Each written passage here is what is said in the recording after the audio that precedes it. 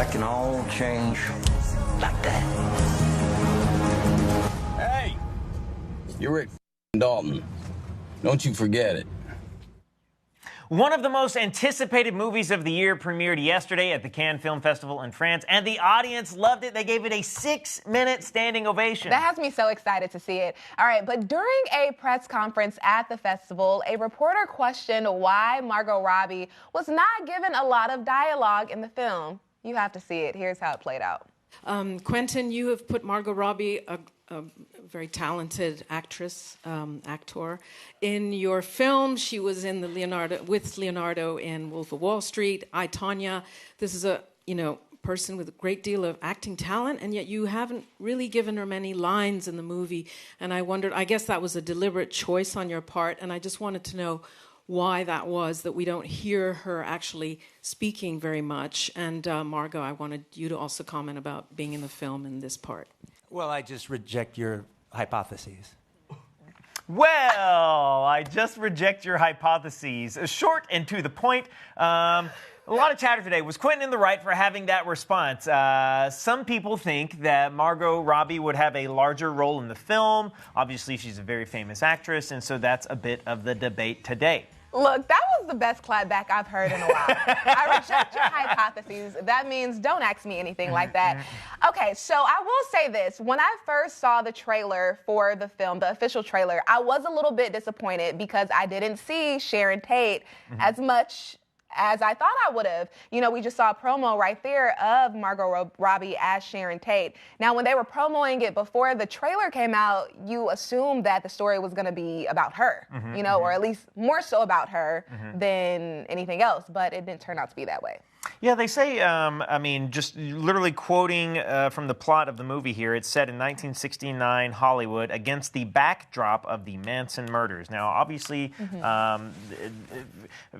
this is a real thing, really happened. Sharon Tate, obviously a real person, just so we get that out of the way. And so I think the tendency to rely on something familiar, you think, oh, well, this is going to be a lot about the Manson murders and a lot about Sharon Tate. But that's not the focus of this movie. The focus of this movie is Brad Pitt and Leonardo DiCaprio and their imaginary characters, and they just happen to live next door to Sharon Tate. Yeah, I think you hit it right on the head. It's just it's a familiar story we know to connect the dots. I think it was actually genius of Quentin Tarantino to not necessarily focus just on Sharon Tate's story. We have The Haunting of Sharon Tate, where Hilary Duff played her. We have that story already. So for him to kind of take this other route and tell the story about these two underdogs in Hollywood and have that as a backdrop, I think it was pretty smart. Now, the reporter, I kind of see what she was getting at, but I think that it wasn't the best decision for her to ask the question in that way because it was obvious that she was reaching for something.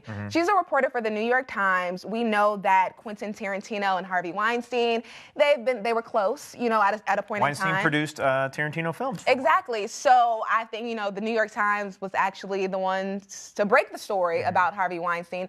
So she was definitely reaching. You can tell in the way she even phrased the question. By saying that was a deliberate choice that you made to not give Margot Robbie a certain amount of dialogue. And just to break it down, that was not. It just wasn't a story about Sharon Tate. It wasn't. I think for me, it's when she used the word yet. That's when I knew that she was trying to take this someplace else. I said, whoa, that's a sharp turn ahead. Quentin Tarantino has an interesting relationship with history. We know just a few years ago he made the movie Inglourious Basterds, and that movie's all about World War II. And Hitler is in the movie, and they fight and they kill Nazis in the movie, and it's a story he made up. Now, we know that this was a real thing, and this was a real war, and there are real people who suffered real loss there. But Tarantino wrote and made up this story. And that's similar to what's going on here with Once Upon a Time in Hollywood. He wrote and made up a story that has historically accurate elements in it. And I think you hit it perfectly. We have the Sharon Tate story. If you want the Sharon Tate story, there are Sharon Tate movies you can watch. You can get it. And I think as journalists, we have to be careful not to try to stir the pot? Not to stir the pot in unnecessary situations, because there are stories where women don't get as many lines, and they should.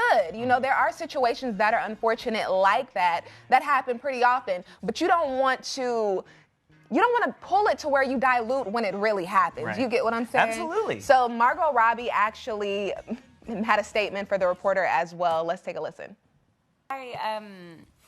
Like I said earlier, I always look to the character and what the character is supposed to serve to the story.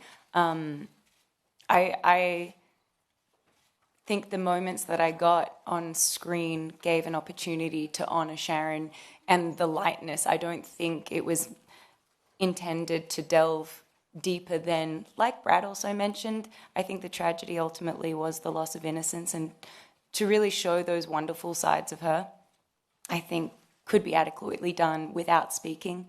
I did feel like I got a lot of time to explore the character, even without dialogue specifically, which is an interesting thing because I often do look to the interaction with other characters to inform me on the character.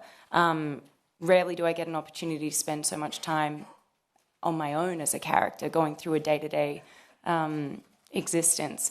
That was actually an interesting thing for me to do as an actor. I actually really appreciated the exercise and felt that I could deliver what I wanted to on screen.